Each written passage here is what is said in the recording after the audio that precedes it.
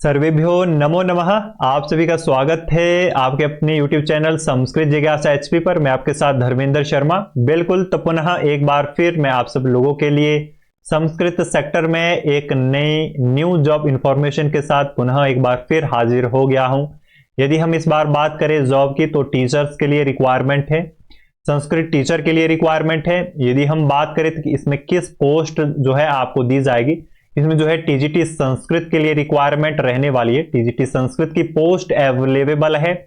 यदि आप बात करें कि कहां है यह, तो केंद्र शासित प्रदेश अंडमान तथा निकोबार द्वीप समूह में आपको टीजीटी संस्कृत की पोस्ट मिलने वाली है।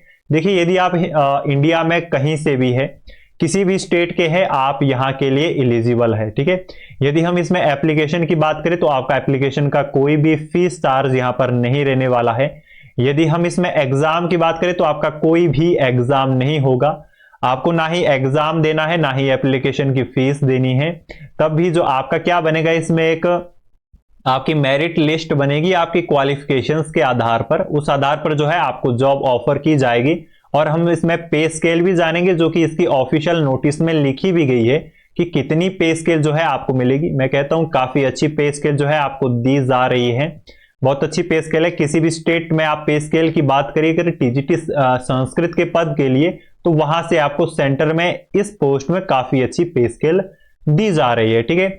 चलिए, अभी हम क्या है कि इसकी ऑफिशियल वेबसाइट पर है, अंडमान तथा निकोबार द्वीप समूह जो टीचर रिक्रूटमेंट पोर्टल की ऑफिशियल वेबसाइट पर है। यदि इस वेबसाइट का आपको लिंक चाहिए तो वीडियो के डिस्क्रिप्शन में है, वहां से भी आप यहां तक पहुंच सकते हैं। ठीक है।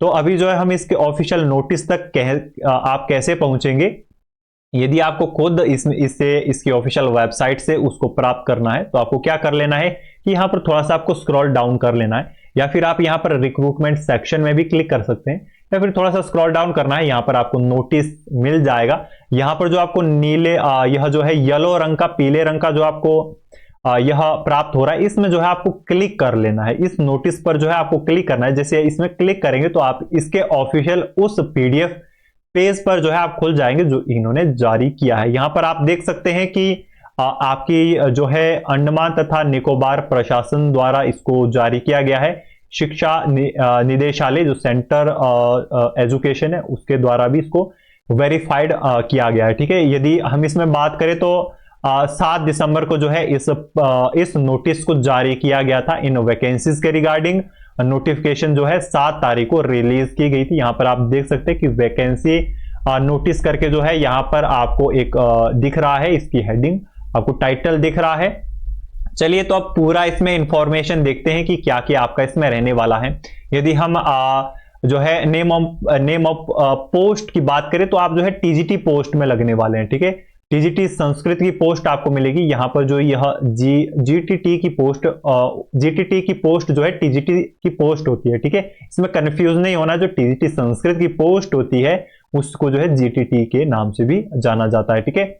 यदि हम आगे इसमें बात करते हैं नंबर ऑफ वैकेंसीज की, तो इसमें ऑल ओवर तो आपको 380 जो इसमें पोस्टें हैं, जिसमें अलग अलग कैटेगरी के लिए अलग अलग है, परंतु हम सिर्फ संस्कृत की बात करने वाले हैं। तो इसमें यदि पे स्केल की बात करें तो यहां देखो 7th पे स्केल जो है आपको मिलेगी। 7th पे स्केल का ये मतलब है कि आपको जो है 44,900 रुपए जो आपको फर्स्ट पे दी जाएगी।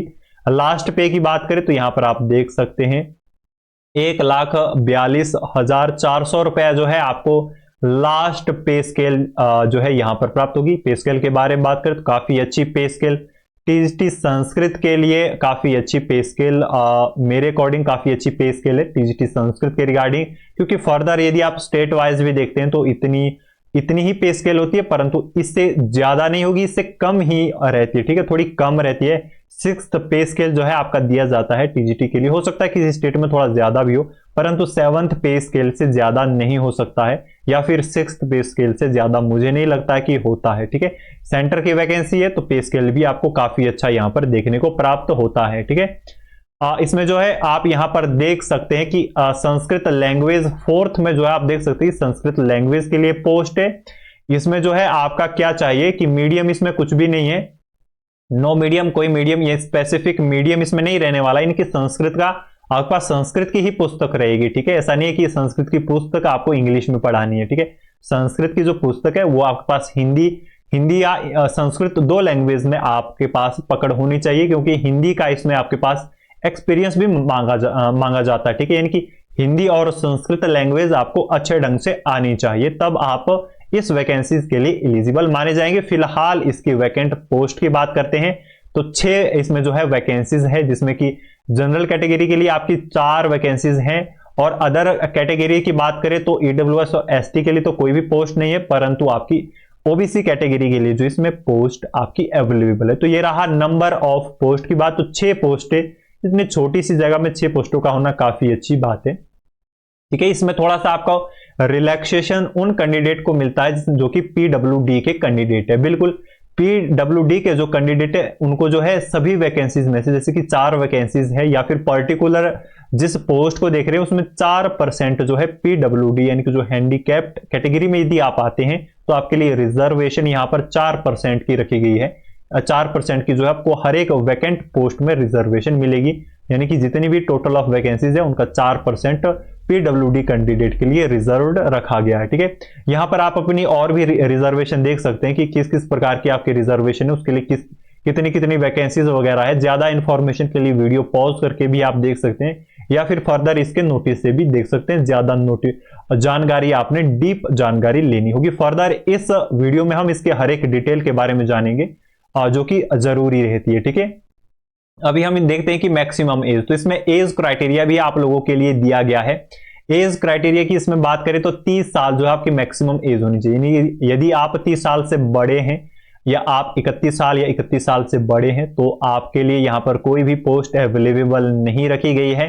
यहां पर मिनिमम जो है मैक्सिमम जो है आपके पास एज क्राइटेरिया रखा गया जो कि 30 साल है, यानी कि 30 साल से ज्यादा उम्र आपकी नहीं होनी चाहिए। 30 साल से जो छोटे हैं उन्हीं को ही जो है यहां पर एलिजिबल माना जाएगा, पोस्ट उन्हीं को ही दी जाएगी। ठीक है, इन केस जो है यदि आप अलग अलग कैटेगरी के लिए थोड़ा सा इसमें रिलैक्सेशन भी आपका रहने वाला है। क्या क्या रिलैक्सेशन आपका रहेगा वो हम यहां पर देखते हैं। ठीक है, यदि आप एसटी के कैंडिडेट है या फिर आप जो है ओबीसी के कैंडिडेट है या फिर आप पीडब्ल्यूडी में किसी भी कैटेगरी के कैंडिडेट है तो आपके लिए यहां पर एज में थोड़ा सा डिफरेंस भी देखने को मिलेगा। यानी कि आप जो है यदि एसटी ओबीसी के हैं तो आपको 5 और 3 साल का जो है यहां पर रिलैक्सेशन इस प्रकार से दिया जा रहा है। यदि आप पीडब्ल्यूडी के किसी भी कैटेगरी के हैं, आप चाहे जनरल के हैं, ओबीसी के हैं, एसटी के हैं, तो आपको जो है इधर अलग अलग प्रकार से जो है इधर क्या रिलैक्सेशन आपको दिया जा रहा है। 10, 13 और 15 साल का जो है आपको रिलैक्सेशन मिल रहा है जो कि पीडब्ल्यूडी के कैंडिडेट है। बिल्कुल, अगला इसमें कुछ और भी इधर है जो कि गवर्नमेंट सर्विस में ऑलरेडी है, उनके लिए भी 5 साल का रिलैक्सेशन है। यदि एक्स सर्विसमैन है, यदि इनमें से आप कोई भी है तो आपके लिए भी थोड़ा सा एज में रिलैक्सेशन यहां पर रहने वाली है। मेन बात यह है एज की कि जो एक जनरल कैटेगरी का कैंडिडेट है, चाहे आपके पास ईडब्ल्यूएस का भी सर्टिफिकेट है, तब भी आपके पास एज क्राइटेरिया आपका 30 साल से बड़े आप नहीं होने चाहिए, या फिर आप 30 साल के होने चाहिए या फिर 30 साल से छोटे होने चाहिए। यदि आप ज्यादा बड़े हैं तो आपके लिए यहाँ, यदि आप अपर एज के हैं तो आपको नहीं दिया, कोई भी पोस्ट अवेलेबल यहाँ नहीं है, परंतु स्पेसिफिक कैटेगरी के लिए आपको थोड़ा सा रिलैक्सेशन भी यहाँ पर दिया जा रहा है। ठीक है, बिल्कुल, तो ये रही एज की बात। अब इसमें हम आगे करेंगे बात क्वालिफिकेशन की। ठीक है, हमने वैकेंट पोस्टों को भी जान लिया, इसमें एज क्राइटेरिया भी जान लिया कि भाई इसमें क्वालिफिकेशन क्या मांग रहे हैं। इसमें जो क्वालिफिकेशन है वो आपकी बीए होनी चाहिए, बीए प्लस बीएड जो है इसमें आपकी क्वालिफिकेशन मांग रही है। ठीक है, क्वालिफिकेशन सेक्टर में यहाँ पर हर एक चीज की, हम सिर्फ टीजीटी संस्कृत के लिए देख रहे हैं तो उसकी बात करें तो इसमें जो है आपके minimum qualification BA plus BEd जो है आपकी होनी चाहिए, या फिर आप शास्त्री आपने की है या फिर BA Sanskrit as a major subject आपने पढ़ा है तो जो है आपको यहां पर वैकेंसी मिलेगी, या फिर आपने शास्त्री की है या फिर बीए में major subject as a Sanskrit पढ़ा है। साथ ही साथ जो है आपके पास यहां पर बीएड होनी चाहिए, बीए संस्कृत या फिर शास्त्री या शास्त्री, इन दोनों के साथ जो है आपके पास बीएड अवेलेबल होनी चाहिए। इसी के साथ साथ एमए के लिए भी यहां पर स्पेसिफिक क्राइटेरिया है, उसको भी हम आगे जानेंगे।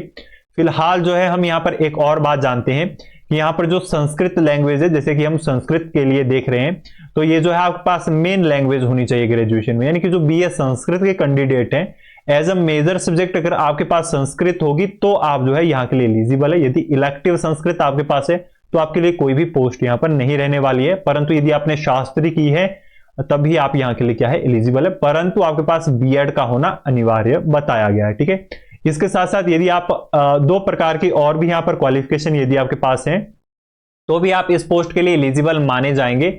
वो ये है कि यदि आपने उस समय ग्रेजुएशन की है या फिर शास्त्री की है जब बीएड कुल 1 साल की थी, ठीक है। पहले क्या था कि बीएड को कुल 1 साल के लिए रखा गया था। यदि उस समय के दौरान आपकी बीएड हुई है तो आपके लिए जो है इधर मार्क्सिस में कुछ रिलैक्सेशन दी गई है, ठीक है। आपको जो है 45% जो है मिनिमम मार्क्सिस आपके पास होनी चाहिए यदि उस दौरान आपने बीएड की है जिस दौरान बीएड 1 वर्ष की होती थी, ठीक है।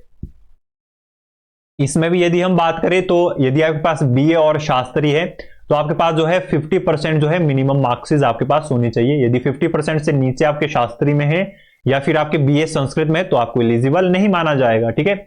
और इसमें बात कर रहे हैं यदि एज रिलैक्सेशन में जो है आपको एज रिलैक्सेशन भी दी जाएगी स्पेसिफिक कैटेगरीज में, उसमें भी हम आगे चर्चा करेंगे।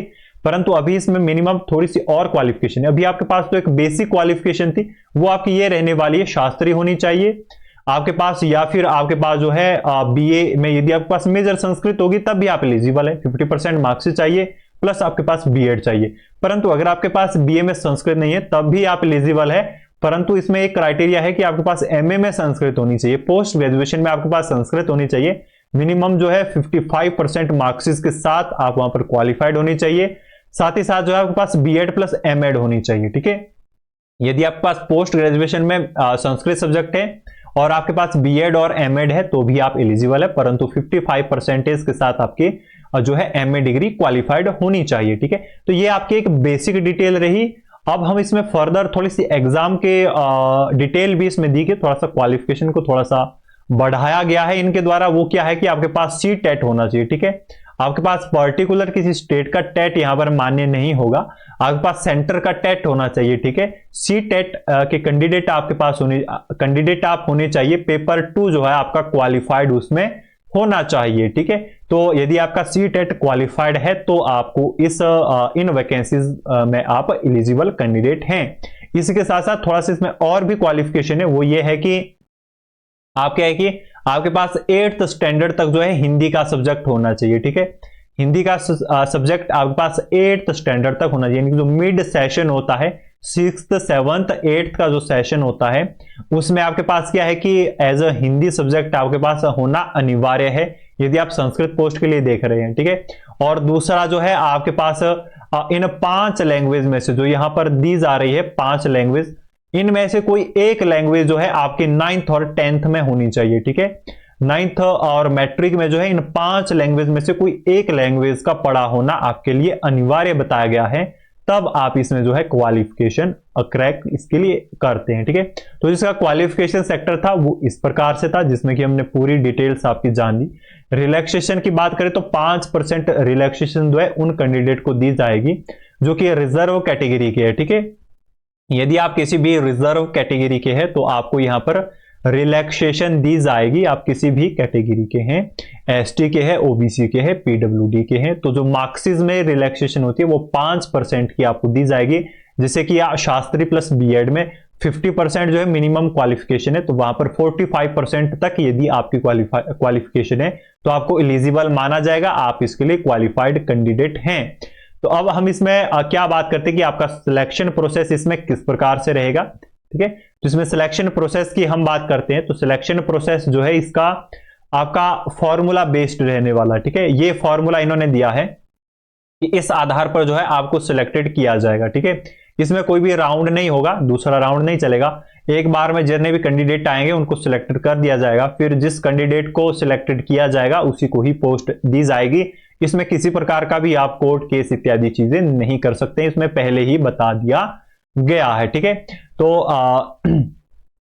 तो इस प्रकार का इस फॉर्मूले को अप्लाई करके जो है आपका सिलेक्शन प्रोसेस इसमें होने वाली है, ठीक है। मैक्सिमम जो है स्टूडेंट्स की क्वारीज रहती है कि ठीक है पोस्टें तो आई है परंतु इसमें सिलेक्शन प्रोसेस क्या रहेगा। तो सिलेक्शन प्रोसेस ये है कि जितनी भी आपकी क्वालिफिकेशन है मैट्रिक से लेकर के पोस्ट ग्रेजुएशन तक आप किसी भी क्वालिफिकेशन के अंडर आते हैं तो उसी की क्वालिफिकेशन के आधार पर यानी उनमें जो है मार्क्सिस के आधार पर जो है आपको मेरिट लिस्ट में आप दिखेंगे, उसी आधार पर जो है आपकी मेरिट लिस्ट इसमें तैयार होगी, ठीक है। दूसरा इसमें कोई भी एग्जाम नहीं होने वाला है। एग्जाम इसमें मेन यही है कि आपका सी टेट क्वालिफाइड होना चाहिए सेकंड पेपर, बाकी जो मिनिमम क्वालिफिकेशन है वो हमने ऊपर जान लिए, ठीक है। उस आधार पर जो है इस फॉर्मूले को अप्लाई करके जो है आपको इसमें सीट दी जाएगी, ठीक है। मेन इसमें थोड़ा सा निराशा का एक विषय रहने वाला है आप लोगों के लिए। जैसा कि मैंने आपको बताया कि ये ऑल ओवर इंडिया लेवल की पोस्ट है, आप इंडिया के किसी भी स्टेट से आप इस पोस्ट के लिए आप अप्लाई कर सकते हैं, परंतु यहां पर ऑफलाइन काउंसलिंग भी है, यानी कि आपको ऑफलाइन काउंसलिंग भी अटेंड करनी होगी, ठीक है। यहां पर आप देख पा रहे हैं कि इसमें जो है सबसे पहले इसमें थोड़ा सा ऑनलाइन के बारे में जान लेते हैं, फिर आगे ऑफलाइन के बारे में जानेंगे। यदि हम इसमें ऑनलाइन फॉर्म के बारे में बात करें तो ये आपकी वेबसाइट है, यहां पर आप वेबसाइट देख सकते हैं, इस वेबसाइट पे जाकर के आप इसका ऑनलाइन फॉर्म भर सकते हैं।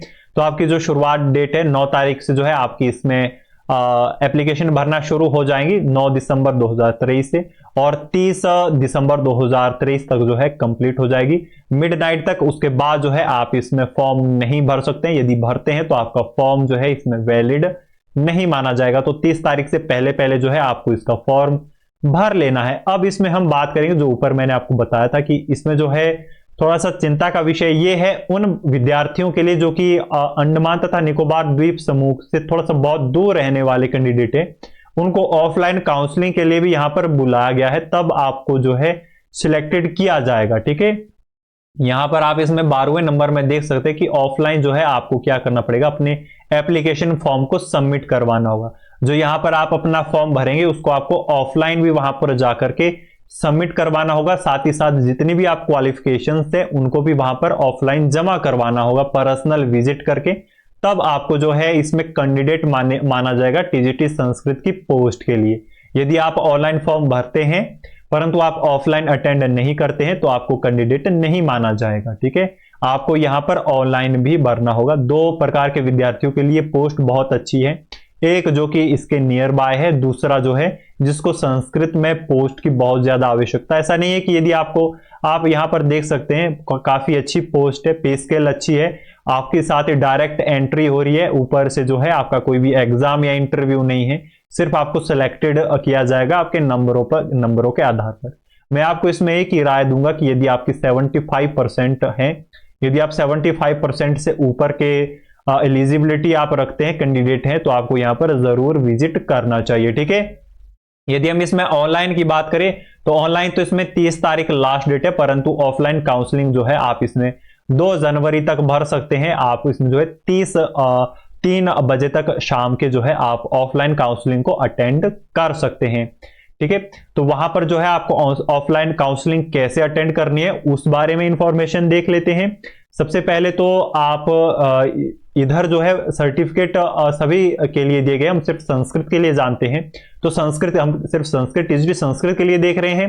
तो टीजीटी संस्कृत के लिए आपको मैट्रिक, +2, ग्रेजुएशन के आगे जितनी भी आपकी क्वालिफिकेशन है, पोस्ट ग्रेजुएशन होगी आपकी, या फिर आपके पास कोई भी चीज आपके पास है, पीएचडी आपके पास है, ठीक है, या फिर आपके पास कोई एक्सपीरियंस सर्टिफिकेट है इत्यादि, कोई भी चीज यदि आपके पास है तो आप उनको लेकर के भी यहां पर जा सकते हैं, ठीक है। एक्सपीरियंस सर्टिफिकेट भी यहां पर बहुत ज्यादा यह है कि यदि आपके पास किसी भी स्कूल का, चाहे प्राइवेट हो गवर्नमेंट हो, प्राइवेट का इसमें एज क्राइटेरिया में तो नहीं हो सकता है, ठीक है। यदि आपके पास ऐसा नहीं कि मिनिमम आपके पास चाहे 1 साल का ही एक्सपीरियंस है तो भी आप उसको दे सकते हैं, उसमें कोई प्रॉब्लम इसमें नहीं है, ठीक है। मेन ये बात है कि आप जितने भी सर्टिफिकेट्स हैं उनको आपको लेकर के जाना होगा, उनकी कॉपी करके। और दूसरा इसमें यह है कि आपको क्या करना है कि जो यहाँ का ऑनलाइन फॉर्म आप भरेंगे उसकी भी एक कॉपी प्रिंट आउट जो है आपको निकाल करके वहां पर सबमिट करवाना होगा। सबमिटेशन में ऐसा है कि वहां पर जितने भी इनके सेंटर बने हैं, 9-10 सेंटर है, वहां पर आपको पर्सनल विजिट करना होगा। वहां पर जो ऑफिसर, हेड ऑफिसर है, उसके जो है वहां पर सिग्नेचर, स्टैंप वहां पर, और वहां पर डेट लगेगी, ठीक है।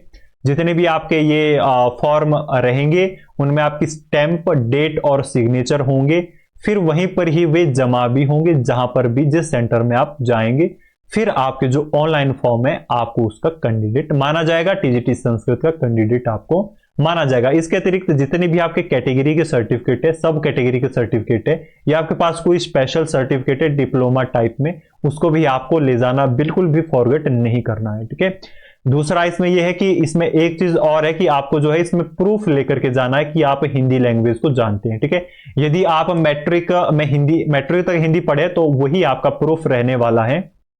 और यदि आपने 9th के बाद हिंदी छोड़ दी है तो इसमें आपका प्रूफ जो आपने मिड तक जो है आपने इसमें संस्कृत पढ़ी है, उसका जो है आपको क्या करना है, यदि आपने 8वीं तक संस्कृत पढ़ी है तो जिस स्कूल से आपने इसको कंप्लीट किया है वहां के प्रिंसिपल इत्यादि से भी जो है आप उसका प्रूफ वहां पर ले जा सकते हैं। साथ ही साथ यदि आपके पास सब कैटेगरी के जितने भी सर्टिफिकेट है उनको जो है आपको इशू डेट पर ध्यान देना है। उनकी इशू डेट काफी लंबी होनी चाहिए, ठीक है, 5-6 महीना ज्यादा ही होनी चाहिए, ठीक है। इसमें जो है गवर्नमेंट टीचर के लिए कुछ इसमें स्पेसिफिक कुछ क्राइटेरिया दिया गया है। यदि आप गवर्नमेंट एम्प्लॉयज है तो भी आप जो है इस पोस्ट के लिए एलिजिबल है। आपके लिए इधर एक एक्स्ट्रा सर्टिफिकेट है, वो है एनओसी, यानी कि आपको एनओसी ले जाना होगा तभी आपको एज ए कैंडिडेट माना जाएगा, ठीक। देखो इसमें बात करते हैं कि 30 से ज्यादा जो है इसमें 30 दिसंबर के बाद आपके ऑनलाइन फॉर्म पर बिल्कुल भी ध्यान नहीं दिया जाएगा, ठीक है। 30 दिसंबर के बाद आप अपना ऑनलाइन फॉर्म भरते हैं तो उसमें ध्यान नहीं दिया जाएगा, परंतु आपकी काउंसलिंग की डेट 2 जनवरी तक है। 2 जनवरी तक आप विजिट कर सकते हैं, ठीक है। इधर जो एक्सपीरियंस के बारे में भी आपके पास एक्सपीरियंस है, ठीक है, आपके पास गवर्नमेंट सेक्टर में एक्सपीरियंस है या फिर किसी अदर एक्सपीरियंस आपके पास है उसको भी आप यहां पर ले जा सकते हैं। प्राइवेट एक्सपीरियंस स्कूल्स का इत्यादि का भी आप ले जा सकते हैं एज ए टीचर का, ठीक है, चाहे आपके पास कुल 1 साल का ही एक्सपीरियंस क्यों ना है, ठीक है।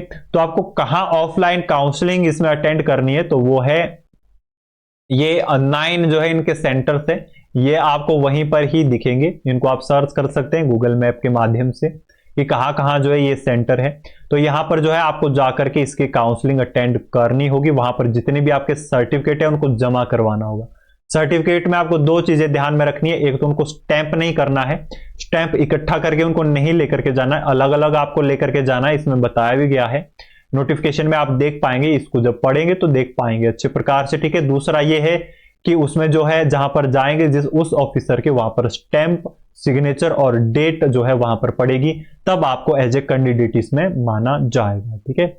इसमें लास्ट बात यह है कि आप इसमें यदि हेल्प लेना चाहते हैं, इस नोटिफिकेशन के रिगार्डिंग कोई भी हेल्प लेना चाहते हैं ऑफिशियल तरीके से, तो आप इनमें जो है इन्होंने अपना कोई पर्सनल नंबर तो बिल्कुल भी नहीं दिया है। आप इस जीमेल के माध्यम से जो है इनसे कांटेक्ट कर सकते हैं इस पोस्ट के रिगार्डिंग यदि आपकी कोई भी जानकारी या क्वारीज हो। इसके अतिरिक्त यदि आपने मुझसे कुछ पूछना हो, मुझसे भी आप पूछ सकते हैं। 98 166 56 207 इस नंबर पर आप कॉल भी कर सकते हैं, व्हाट्सएप मैसेज भी कर सकते हैं, ठीक है, यदि आपकी कोई भी क्वारीज हो। साथ ही साथ इस वीडियो के कमेंट बॉक्स में भी आप कमेंट कर सकते हैं। आपकी हर एक क्वारीज का निदान किया जाएगा, आप उसे किसी भी माध्यम से बता सकते हैं, बोल सकते हैं, यदि आपकी कोई फर्दर इसके रिगार्डिंग कोई क्वारीज होगी, ठीक है। तो इसमें लास्ट बात यही है कि एक्सपीरियंस जो आपके पास यदि सर्टिफिकेट है तो उसका फॉर्मेट इस प्रकार से होना चाहिए। इसको जो है आपको प्रिंट आउट करके निकाल लेना है, फिर इसको भर करके जहां आपका एक्सपीरियंस है वहां से इसको सर्टिफाइड कर लेना है, फिर इसको भी आपको वहां पर ले जाना होगा। तो ये रही इसकी डिटेल्ड इंफॉर्मेशन। उम्मीद करता हूं कि आपको इसकी अच्छी जानकारी मिली होगी। यदि आपकी कोई भी क्वारीज है तो उनको आप कमेंट बॉक्स में पूछ सकते हैं, मुझे कॉल भी कर सकते हैं या फिर व्हाट्सएप पर अपना मैसेज भी छोड़ सकते हैं। यदि हम इसमें ऑनलाइन फॉर्म भरने की बात करें तो ऑनलाइन फॉर्म में जो आपको इसको ऑफिशियल वेबसाइट पर आपको आ जाना है। जैसे आप इसमें रिक्रूटमेंट सेशन से थोड़ा सा नीचे स्क्रॉल डाउन करेंगे, सबसे पहले जो आपको इसमें रजिस्ट्रेशन करना होता है, यहां पर आप देख सकते हैं, और रजिस्टर करना होता है, क्लिक टू रजिस्टर। जैसे आप इसमें क्लिक करेंगे तो आपके पास एक फॉर्म भरेगा, उसमें 5-6 चीजें आपको भरनी होती है। फिर आपकी एक आईडी और पासवर्ड क्रिएट होगा। आईडी और पासवर्ड क्रिएट होने के बाद आपको यहां पर यूजर लॉगिन के ऑप्शन पर आना है।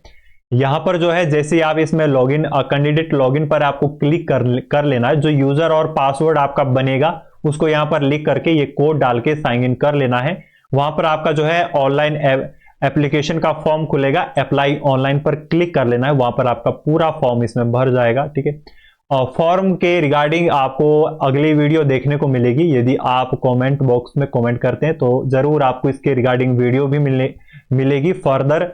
देखो, यदि आपको इसका ऑनलाइन फॉर्म भरने में कोई भी दिक्कत या परेशानी हो रही है तो भी आप मुझे कॉल कर सकते हैं या फिर मैं भी आपका इस फॉर्म को बिल्कुल ही फ्री ऑफ कॉस्ट भर दूंगा। इसमें किसी भी प्रकार का पेमेंट चार्ज आपसे नहीं लिया जाएगा। यदि आपको ये फॉर्म भरना है, ऑफलाइन काउंसलिंग अटेंड करनी है, तो मैं भी जो है क्या कर लूंगा, आपका इस फॉर्म को एज अ फ्री बिल्कुल ही भर दूंगा। यदि आप स्वयं भरना चाहते हैं तो आपके यदि कहीं भी कोई भी क्वारी होगी उसको भी आप पूछ सकते हैं व्हाट्सएप के माध्यम से या फिर मुझे कॉल करके भी। उम्मीद करता हूं कि इस नोटिफिकेशन के रिगार्डिंग आपको बहुत ही अच्छी जानकारी प्राप्त हुई होगी, सटीक और सही जानकारी आपके मस्तक में इस समय होगी। उम्मीद करता हूं हर एक जानकारी मैंने आपको दी होगी। यदि कोई भी जानकारी आपको नहीं मिली होगी इस नोटिफिकेशन के रिगार्डिंग, मैं पहले ही कह रहा हूं आप मुझे कॉल कर सकते हैं, है ना, कभी भी। मैं हर एक समय आपके लिए अवेलेबल हूं। परंतु यदि आप संस्कृत सेक्टर के स्टूडेंट हैं, संस्कृत के अतिरिक्त हैं, तो हम संस्कृत के अतिरिक्त किसी प्रकार की सुविधाएं नहीं देते हैं। तभी धन्यवाद। देखो, हमारे हर एक सोशल मीडिया प्लेटफॉर्म पर आपको ज्वाइन हो जाना है, जितने भी हमारे प्लेटफॉर्म से, व्हाट्सएप ग्रुप है, चैनल से। साथ ही साथ यदि आप यूट्यूब पर नए विद्यार्थी है संस्कृत के, तो सबसे पहले आपको चैनल को सब्सक्राइब कर बेल आइकन प्रेस करना बिल्कुल भी भूलना नहीं है, फॉरगेट नहीं करना है, ठीक है। दूसरा, जितने भी हमारे द्वारा जो क्लासेस होती हैं उनकी नोटिफिकेशंस आपको मिलेगी, जॉब नोटिफिकेशंस भी आपको चैनल पर दिखेगी। साथ ही साथ जो नोटिफिकेशन रिगार्डिंग इंफॉर्मेशन भी होती है, पर्टिकुलर किसी भी स्टेट की होगी, उसकी जानकारी भी आप हमारे चैनल पर प्राप्त कर पाएंगे। साथ ही साथ आप हमारा एप्लीकेशन डाउनलोड करना बिल्कुल भी आप लोगों ने फॉरगेट नहीं करना है, क्योंकि फर्दर हमारे द्वारा जितनी भी क्लासेस होती है वो आपको हमारे एप्लीकेशन पर दिखती है। साथ ही साथ वहां पर बहुत सारे नोट्स इत्यादि चीजें भी आपके लिए अवेलेबल रहते हैं, जो कि बहुत सारे फ्री ऑफ कॉस्ट भी अवेलेबल रहते हैं। उम्मीद करता हूं कि आपको सही और सटीक जानकारी प्राप्त हुई होगी। मिलते हैं पुनः नई जानकारी, नई उम्मीद, नई जॉब इंफॉर्मेशन, नई नोटिफिकेशन के साथ। तब तक के लिए धन्यवाद। जय श्री राम, जय सनातन, जय भारत।